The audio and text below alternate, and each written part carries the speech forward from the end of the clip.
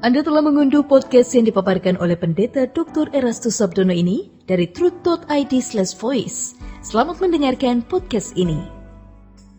Shalom, saudara, salam sejahtera. Kebenaran hari ini berjudul Tipu Muslihat. Tipu Muslihat.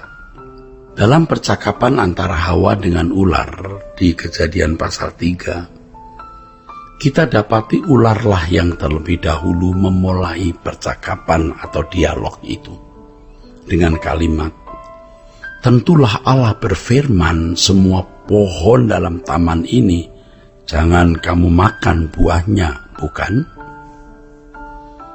Perkataan iblis ini terkesan bodoh dan konyol. Sangat mudah untuk membantahnya. Sebab tidak mungkin Allah melarang Adam dan Hawa makan semua buah yang ada di Taman Eden. Kalau tidak makan, bagaimana mau hidup? Perkataan setan yang terkesan bodoh itu menggoda Hawa untuk menjawabnya.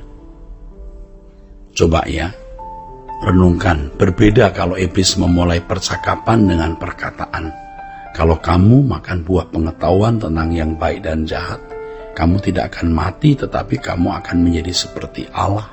Seandainya berbicara itu, tentu saja Hawa akan segera menjauhi setan atau tidak terpancing untuk berdialog. Sekilas setan atau iblis seakan-akan menunjukkan ia bodoh dengan perkataan awal tersebut. Tetapi justru disinilah letak kecerdikannya, saudara. Melalui perkataan awal itu, iblis menarik perhatian Hawa untuk bisa diajak berdialog. Mudahnya menjawab guna menangkis perkataan awal iblis menyenderungkan, membuat Hawa cenderung membuka mulut untuk memberi respon, sehingga terjadilah dialog, saudara. Hawa memberikan jawaban atau respon terhadap perkataan awal iblis tersebut, seakan-akan Hawa mau meluruskan apa yang salah. Dalam jawaban awal tersebut terkesan Hawa juga sedang membela Allah yang difitnah. Tetapi justru inilah awal kejatuhan manusia. Ya, mestinya Hawa tidak perlu melakukan hal tersebut. Kemutlakan untuk menaati perkataan Elohim Yahweh, ya, kemutlakan untuk taat terhadap perkataan Elohim Yahweh mestinya sudah cukup membuat Hawa tidak kompromi sama sekali terhadap apapun dan siapapun yang dapat membuat dirinya melanggar larangan Allah. Respon atau reaksi Hawa itulah yang menjadi awal dari kejatuhan manusia. Kalau Hawa sudah bisa diajak berdialog, maka iblis lebih mudah menjerat Hawa dengan perkataan lain yang bisa memperdaya Hawa. Dari perkataan awal ular tersebut, pikiran Hawa dikacaukan. Iblis mengajarkan sesuatu yang bertentangan dengan apa yang diajarkan oleh Allah. Itulah sebabnya kita tidak boleh membuka celah sekecil apapun untuk oknum ini. Firman Allah mengatakan jangan beri kesempatan kepada iblis. Kata kesempatan dalam teks aslinya adalah topon, yang artinya tempat berpijak, foothold. Kita tidak boleh memberi tempat berpijak sedikit pun bagi kuasa kegelapan, karena hal itu akan merusak atau merendahkan martabat kita sendiri sebagai anak-anak Allah. Nah, saudaraku, tanpa disadari, banyak orang Kristen sebenarnya sedang memberi tempat berpijak untuk iblis ini, bahkan telah ada dalam pengaruh kuasa gelap. Karena telah memberi tempat berpijak itu, memberi pijakan terhadap kehadiran iblis. Kita tidak boleh kompromi, saudaraku. Tidak boleh kompromi sama sekali dengan kuasa kegelapan ini, dengan setan ini. Itulah sebabnya dalam doa Bapa kami, Yesus mengajarkan kalimat, "Dan janganlah membawa kami ke dalam pencobaan, tetapi lepaskanlah kami daripada yang jahat."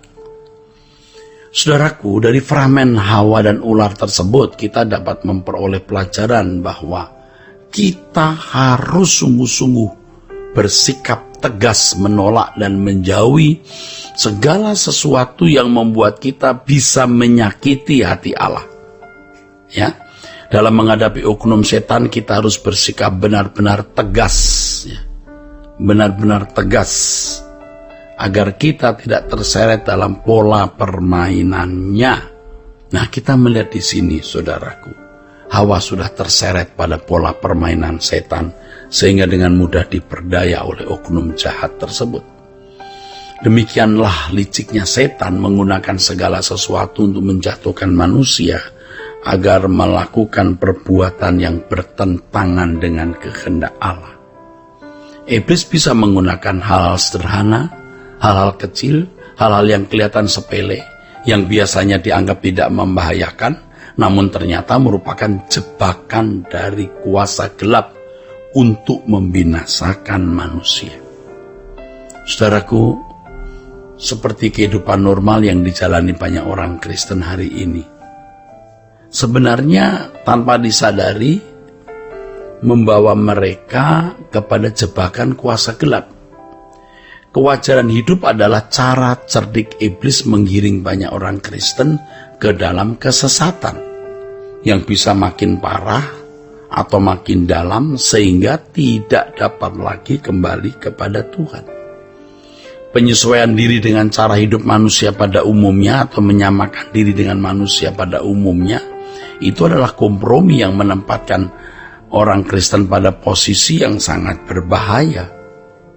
Ya, memang orang-orang Kristen ini tidak melakukan kejahatan di mata manusia, tetapi mereka tidak berjalan sesuai dengan kebenaran Injil yang membawa mereka kepada maksud keselamatan itu, yaitu dikembalikannya manusia ke rancangan awal semula.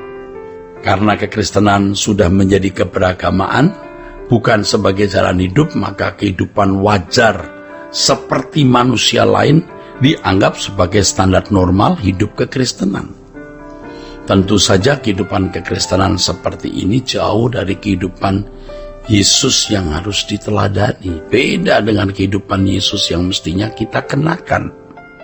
Saudaraku, pada dasarnya orang-orang Kristen yang tidak seperti Yesus itu tidak layak menyandang gelar Kristen, tidak layak mengenakan baju Kristen, sebab Kristen itu artinya seperti Kristus.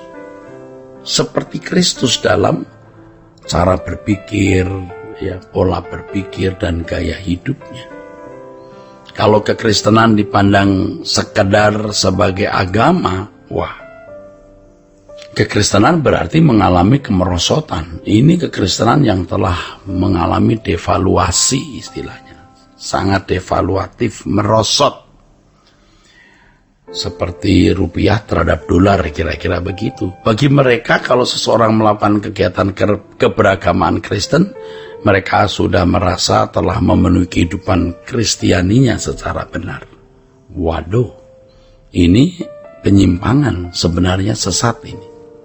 Hal ini menjadi kesesatan yang permanen dalam kehidupan banyak orang Kristen sejak gereja mengalami abad ke-8, sejak abad ke-5 kira-kira, saudaraku. Nah, menjelang kedatangan Tuhan Yesus Kristus, gereja harus dikembalikan kepada kekristenan yang sejati. Saudaraku, oleh sebab itu, dalam menghadapi oknum setan ini, ya, kita harus sungguh-sungguh, harus benar-benar ya bersikap tegas agar kita tidak terseret dalam pola permainannya dan tidak terjebak ke dalam jerat tipu muslihatnya. Ya, demikianlah saudaraku sekalian kebenaran pada hari ini. Kiranya kebenaran hari ini memberkati saudara-saudara sekalian. Sola Gracia.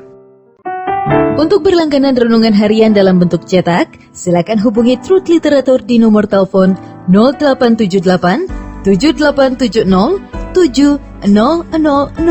Untuk mendapatkan CD khotbah, MP3 renungan Truth, dan CD album lagu produksi Sola Gracia, Anda dapat menghubungi di hari dan jam kerja di nomor telepon 021 638 60953. Tuhan Yesus memberkati.